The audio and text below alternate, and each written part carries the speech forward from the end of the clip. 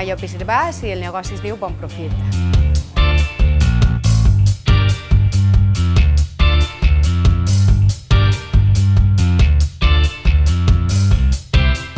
El meu negoci és recent, ara no té un any encara, farem l'any en octubre i és un negoci de menjars per emportar. Jo he estat molts anys en hostaleria, treballant en cuina, de cambrera, i l'any passat vaig acabar en un bar i vaig decidir canviar un poquet de cara al públic també, però dedicant-me més a la cuina que el que és copes i bar en si. I vaig decidir ficar una casa de menjars per emportar.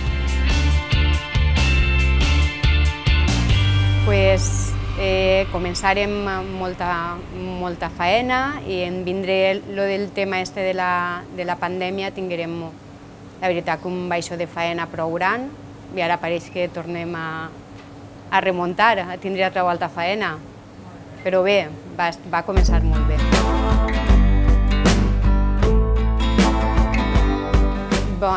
Així fem pollastres, salats, fem arrossos, tot tipus de paelles, fideuàs, elaborar menjars casolans sobretot, allipebres, tot tipus de menjar el que el client demana, així ho fem. No li dic a res que no, tot el que vulguin fem.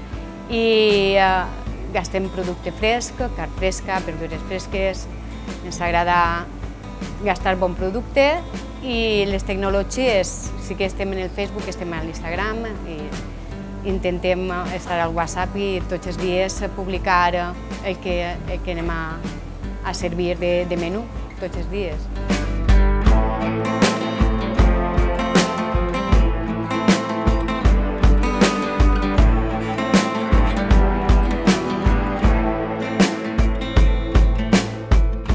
Això, la comoditat, que en un moment dona que no poden fer el dinar, no poden cuinar, assistir jo per donar aquest servici els caps de setmana, la gent que no té ganes tampoc de cuinar, així es donem el servici de que no tinguin que embrutar la cuina, de que no tinguin que calfar-se el cap cuinant.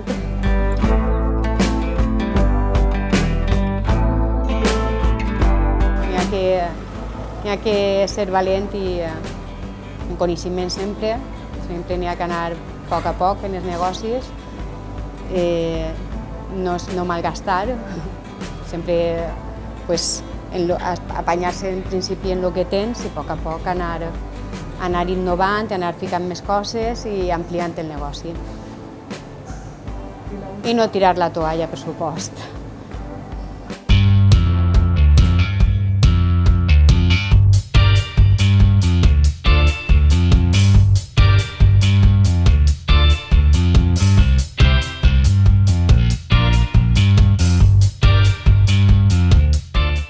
Rimmat per a mi m'ha donat l'oportunitat i m'ha obert la porta a moltes ajudes i a molta informació que sense Rimmat no la coneixeria.